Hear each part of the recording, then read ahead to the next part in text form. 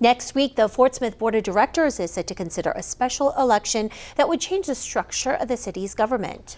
The election could change the city to a mayor-city council style of government.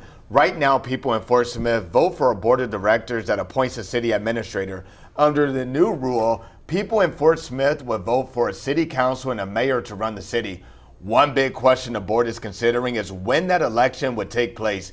The special election can happen one of two ways: a petition either signed by the board of directors or a specific number of voters.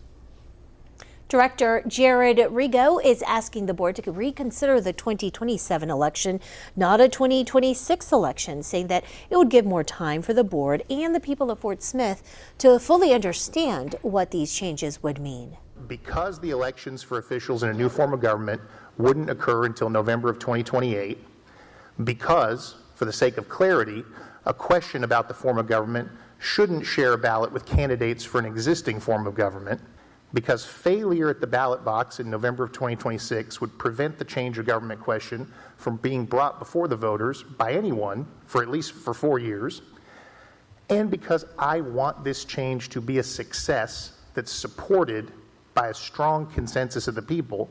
Director Christina Katsavis motion for a November 2026 election, saying a large group of people in the city want to make the change sooner rather than later. You know, people, they've been out, they've been signing the petition, they want this now. You know, I trust the voters of Fort Smith to make informed decisions for their city. I mean, the grassroots movement to go out and collect those signatures, I mean, that's democracy at its best.